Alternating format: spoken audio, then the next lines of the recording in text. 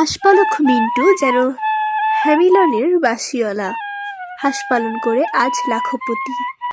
বাঁশির টানে ছুটে চলে হাঁসের পাল, এ যেন সাতক্ষীরার মিন্টু ভাইয়ের বাঁশির জাদু। সাতক্ষীরার কলোরা উপজেলার ৫ নং কেরাগাছি ইউনিয়নের বোয়ালিয়া গ্রামে এই ওসমান গনি মিন্টু, যিনি হাঁস পালন করে বাংলাদেশের প্রতিটি মানুষের হৃদয়ে বশ করেছেন, তার সফলতা যেন বাংলার প্রতিটি বেকার যুবকের অনুপ্রেরণা হয়ে আছেন। এমনকি ২০২৪ সালে তার হাঁসের খামার পরিদর্শন করেছিলেন নাসা বাগানি। হাঁস কীভাবে পালন করতে হয় সে বিষয়ে ধারণা দিচ্ছেন মিন্টু। বাংলাদেশ, শুধু বাংলাদেশ না, অল পৃথিবীর মানুষ জানে যে বাংলাদেশে আছে হেবিলানে বাঁশিওয়ালা মিন্টু, মাঠে হাঁস চড়ায়, হাঁসের রাখা পশু প্রাণী নিয়ে আমি এটা কাজ করতে চাই। ইনশাল্লাহ গাভী পেলেও আমি সুখী ছিলাম, তাই একটা বিশেষ কারণে মিষ্টি খেয়ে যাওয়ার কারণে আমার সেই গাভীগুলো নিয়ে টাকা দেয় নাই, সেখান থেকে ক্ষতিগ্রস্ত হয়ে যায়, আমার সেখানে খাওয়া হতো না।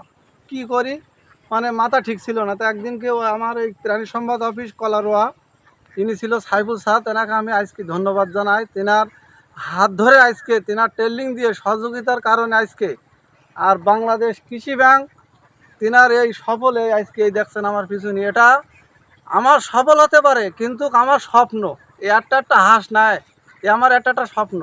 এই হাই ডিআইস কি আমি আল্লাহ আমার এই ১৬ লাখ টাকাতে জমি কিনেছি হাঁসের টাকা দিয়ে, আপনাকে দোয়াই আর ঘের করেছি। আবার আগের দুঃখ ঘোষাতে আমি গাবও কিনেছি। আজ কি বলবো, এই হাঁস পেলে আলহামদুলিল্লাহ আমি অনেক সুখে। বাংলাদেশে অনেক বেকার যুবক আছে যাদের চাকরির পিছনে ঘুরে বেড়াচ্ছে। তা আমি কিন্তু হাঁস পালতে যে যখন আমি ট্রেনিংয়ে গিয়েছিলাম, স্যার বলছিল যে তুমি হাঁস পালতে গেলে লোকে কিন্তু তোমার পাগল বলবে। তা আমি বাড়ি এসে শুরুটাই ছিল আমার পাগল দিয়ে। মানুষ বলছিল রাখাল মাঠে হাঁস চড়ায় পাগল হয়ে গেছে, কিন্তু আজ কি এই পাগলের অল পৃথিবীর লোক, যেমন জাপানের টিভি চ্যানেল আপনার বিভিন্ন দেশ থেকে, কাল ভারত থেকে আসছিল। তো এটা হলো আমার সফল না, এটা আমার বাংলাদেশের এই যে মাটি, এই জন্মভূমির সফল। এটা আমার নিজেরই গর্ব হয় যে আজকে আমার বাংলাদেশের প্রাণী সম্পদ অফিস, কৃষি ব্যাংক যদি এইভাবে আমাদের মতন ছোট ছোট উদ্যোক্তাদের পাশে এইভাবে দাঁড়ায়, অল্প পার্সেন্টের ঋণের ব্যবস্থা দেয় সরকার, বিগত যে সরকারটা আসবে আগামীতে, এনাকে আমি বলবো যে চাকরি তো বাংলাদেশে এইভাবে দেওয়া সম্ভব না। যারা বেকার যুবক আছে তাদের যদি সরকার অল্প পার্সেন্টের ঋণের ব্যবস্থা করে, তাহলে আমার এই বাংলাদেশের কিন্তু বেকার মুক্ত ঘুষে যাবে, কর্মসংস্থান হবে, আমার দেশে আগে যাবে। আর আজকে একটা জিনিস দেখেন, এই টাইমে কিন্তু ডিমের বাজারটা থাকে ১৬ টাকা ১৭ টাকা পোলট্রির ডিম। এখন আপনি একটা পোলট্রির ডিম ৮ টাকায় কিনতে পারবেন, শুধু সেটা আমাদের এই সফলের জন্য।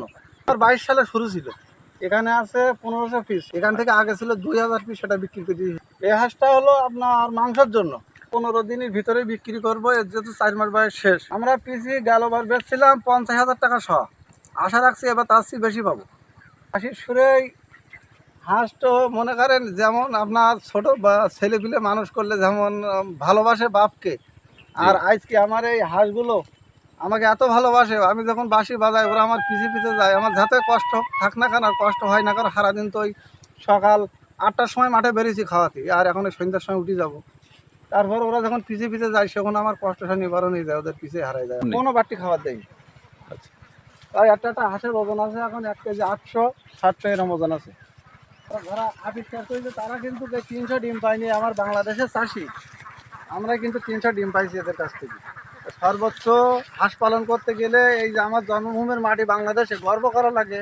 আমরা গরিব মানুষ হতে পারি, কিন্তু আমাদের মাটি সোনার চেয়ে খাঁটি। এই মাটিতে আপনি যা ফলাবেন তাই ফলবে ইনশাল্লাহ।